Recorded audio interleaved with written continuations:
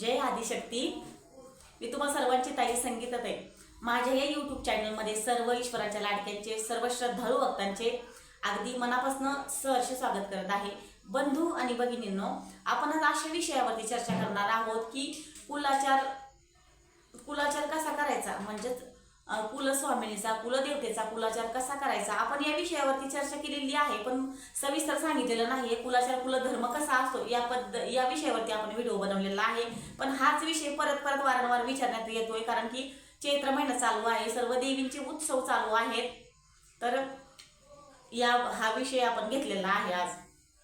तर सर्वप्रथम व्हिडिओ चालू करण्याच्या अगोदर तुम्ही माझ्या चॅनलमध्ये पहिल्यांदा आला असाल तर माझ्या चॅनलला सबस्क्राईब करा, घंटीचे बटन दाबा, त्यामुळे नवनवीन माहिती सर्वप्रथम तुमच्यापर्यंत पोहोचेल, सर्वात अगोदर पोहोचेल, म्हणून चॅनलला सबस्क्राईब करायचं आहे आणि चालूमध्ये व्हिडिओला लाईक देखील करायचं आहे।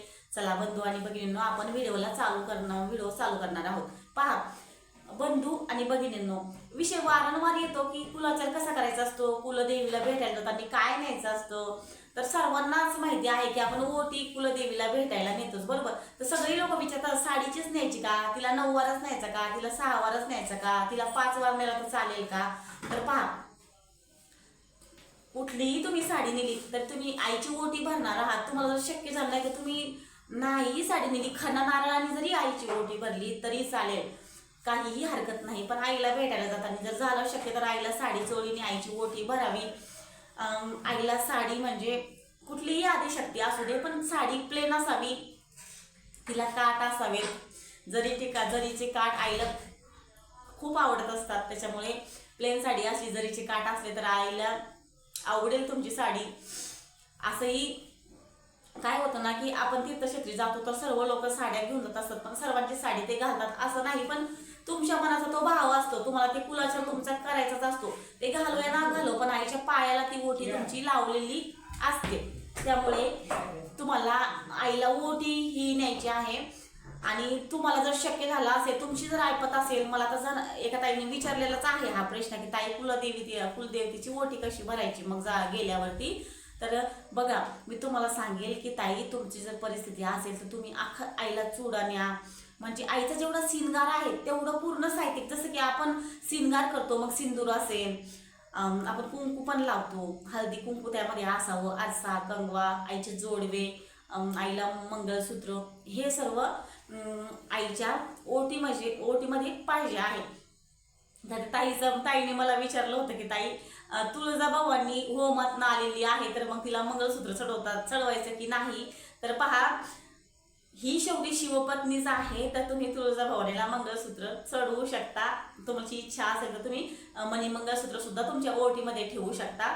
आणि फळ तर आपण ओटीमध्ये नेतोच, गजरा नेतोच, वेणी झाली शक्य तर नेऊ शकता तुम्ही, हार असतोच आपला, पेढ तर आपण नेतोच। तर काय राहिलं, काही नाही, मनामध्ये संकोच आणू नका, आई रुसणार नाही आपल्यावरती। तुम्हाला जसं जमेल तशी आईची ओटी भरा। तुमची जर इच्छा असेल तर पूर्ण सिंगारने आईची ओटी भरायला, पूर्ण सिंगाराने आईची ओटी भरा। आता तुळजाभवानीला आपण शक्यतो तुळजाभवानीला जेव्हा भेटायला जातो तेव्हा आपण घरून आपण जर बुकिंग नसेल केलं, अभिषेकचं बुकिंग नसेल केलं, आपण जर असंच आईचं दर्शनाला गेलो असेल किंवा जाणार असाल तुम्ही, तर मग बुकिंग नसेल केलं तर तुम्हाला आईच्या ओटीमध्ये पान मात्र नक्की ठेवायचं आहे। आमची पण कुलदेवता तुळजाभवानीच आहे, आम्ही विड्याचं पान आईला बनवून घरूनच नेत असतो। तर तुम्हाला शक्य झालं तुम्ही देखील विड्याचं पान आईला बनवून घरून घेऊन जाऊ शकता, आणि नाही शक्य झालं तर नुसतं तुम्ही 2 पान आणि 1 सुपारी आईच्या ओटीमध्ये ठेवा। ह्या ज्या आदिशक्तीचं स्वरूप आहे त्यांना विड्याचं पान हे अतिप्रिय आहे। आणि जी कोणी नवीन लोक आहेत ते पहिल्यांदा कुलाचार करायला पहिल्यांदा असं म्हणायचं म्हणजे की त्यांना त्यांची कुलदेवी माहीत नाहीये, आणि त्यांना कळलेलं असेल की त्यांची कुलस्वामिनी तीच आहे, तर मग कुठलीही देवता असू दे त्यांना कळलेला असेल तर तुम्ही सर्वप्रथम आईला भेटायला जाणार असाल तर तुमच्यासाठी फक्त जे पहिल्यांदा त्यांना कळलेलं आहे की त्यांची कुलदेवता तुळजाभवानी किंवा कुठली देवता आहे, तुळजाभवानी आहे तर कुठली आहे, तर तिला भेटायला जाताना, आईला भेटायला जाताना तुम्हाला सुकलेल्या नारळाने आईची नाही ओटी भरायची, म्हणजे वाळलेल्या नाही भरायची, तर ओल्या नारळाने आईची ओटी भरायची आहे। की आपली जी कुलदेवता आहे म्हणजे आपल्या आई वडिलासारखीच असते, की आपल्याला कसे आई वडील असतात तसेच आपल्या कुळाला हे आई वडील असतात। तर ह्या आईला आपण भेटायला जात नाही तर दुरावा पडतो का नाही, कोप नाही म्हणता यायचं याला, की बरीच लोक म्हणतात की कुलदेवतेचा कुलाचार झाला नाही की कोप होतो, तर कोप नाही होत. थोडंच तुमच्यामधलं आणि आईमधलं अंतर, थोडा दुरावा वाढतो त्याच्यामध्ये, ती गोडी राहत नाही. जसं की आपली कशी आई असते जन्म देती, तर मग तिला आपण बरेच दिवस भेटायला नाही गेले की तिच्यामध्ये तुमच्यामध्ये दुरावा येणार का नाही, विचारांचा दुरावा येतो का नाही, वाईटपणा येतो. तसंच मग आईला भेटायला जाताना तुम्ही जर पहिल्यांदा आईला भेटायला जाणार असाल तर विड्याचं पान तर आपण येणारच आहोत, पण आईला ओले नारळाने आईची ओटी भरायची आहे, आईला माफी मागायचं आहे की जगदंबा मला आता कळालेलं आहे की तू माझी कुलदेवता आहे, म्हणून मी सर्वप्रथम तुला भेटायला आलो आहे. काहीही तुम्हाला पाप लागणार नाही. तुमचे तुम्हाला जो कोणी सांगितलं असेल की तुम्हाला आईचा कोप झालेला आहे, कुलदेवतेचा कोप आहे, काही होणार नाही. तुमचं सर्व कोप दूर होईल. ओल्या नारळाने आईची ओटी भरून या, आईला माफी मागून या.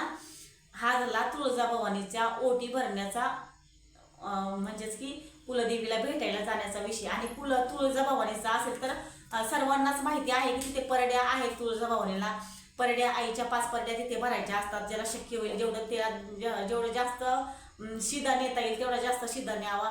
आणि तुळजापूरमध्येच ही परंपरा आहे की तुळजापूरमध्ये आपण घरून जाताना शिदा न्यायचा असतो, म्हणजे की जे आपण आईला जेवण बनवणार आहे, आईला नैवेद्य देणार आहे, तर तो ते धान्य सर्व म्हणजे की पीठ, मीठ, डाळ, गूळ हे सर्व आपण आपल्या घरून न्यायचं आहे.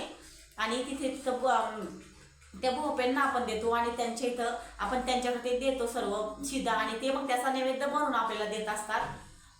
तर ह्या गोष्टी तुळजापूरमधल्या आहेत. आणि मग घरी आल्यानंतर तिथून आईचा प्रसाद घेऊन यायचा. आईच्या हिरव्या तिथे बांगड्या भेटतात आईच्या, तर त्या बांगड्या घेऊन यायच्या घरी, सवासणी घालायच्या आईच्या नावाच्या. आणि परत तुमचा प्रश्न असेल की सवासणी कधी घालायच्या, सवासणी तुम्ही शुक्रवारी आणि पौर्णिमेला घालू शकता, पण सवासणी घालताना मात्र एक कन्या त्यामध्ये असावी. सवासणीची ओटी तुम्ही तुमच्या पद्धतीने भरू शकता. तुम्हाला जर साडी चोळीने भरायची आहे तर साडी चोळीने देखील भरू शकता. ब्लाऊज पीसने भरायची असेल तर ब्लाऊज पीसने पण भरू शकता.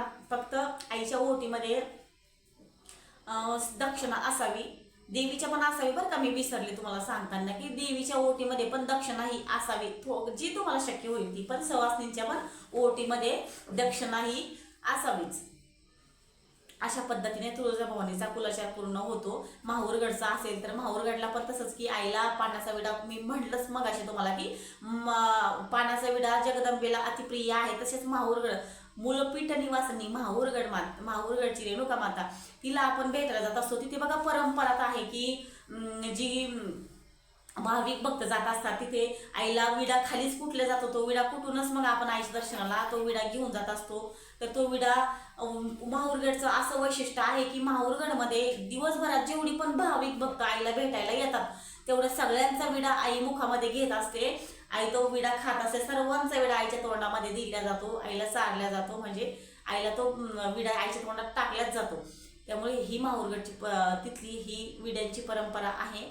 आणि माहूरगडच्या रेणुका मातेला ओटी भरताना मी तुम्हाला ओटी पहिले कशी भरायची ते सांगितलंच आहे. पण माहूरगडला जी रेणुका माता आहे तिला तुम्ही घरून शक्यतो तुम्ही 6 वारी जर साडी नेणार असाल तर घरून ती 6 वारी साडी तुम्ही घेऊन जाऊ नका, कारण की आईला 6 वारी साडी बसतच नाही. तिला 9 वारी साडी घालतात, म्हणजे एक साईड तरी खालची साईड आईला 9 वारी साडी बसते. आईला तशी एक साडी नाही, आईला 2 साड्या, एक समोरून आणि एक वरतून आईला वेगळ्या 2 साड्या असतात. तसं तर नेलेल्या सर्व भाविक भक्तांच्या साड्या माहूरगडच्या रेणुका मातेच्या पायावरती सर्वांच्या टाकल्या गेलेल्या असतात. त्यामुळे ह्या असा माहूरगडचा म्हणजेच की माहूरगडच्या रेणुका मातेचा वणीच्या सप्तशृंगीचा असेल तर तिची ओटी भरताना वणीची सप्तशृंगी माता जी आहे तिची ओटी भरताना तिच्या ओटीमध्ये बघा तुम्ही जे पण भाविक भक्त जात असतील तर तुम्ही कधी गेलात का वणीच्या सप्तशृंगीला? आम्ही जातो त्यामुळे आम्हाला माहिती आहे. तर वणीच्या सप्तशृंगी मातेला भेटायला जात असताना मात्र साधी ओटी नसते, पूर्ण शिंगार आईला दिले जातो. जोडवं असेल, मणिमंगळसूत्र असेल, आईचा शिंगार असेल, पूर्ण आईला तिथे आईच्या ओटीमध्ये नेला जातो. हा माहूरगड म्हणजेच हा वणीच्या सप्तशृंगी मातेचा आईच्या ओटी भरण्याचा विषय आला तर सर्वच ओटी लोक नेत असतात. तर तुम्हाला जसं शक्य होईल तसं तुम्ही नाही नेली तरी चालेल, नेली तरी चालेल, तुम्हाला शक्य होईल तरी तुम्ही नेऊ शकता. शेवटी आपला भाव असतो आणि मनामध्ये कुठलाही संकोच आणू नका. तुम्हाला शक्य होईल तसं तुम्ही कुलाचार हा करू शकता.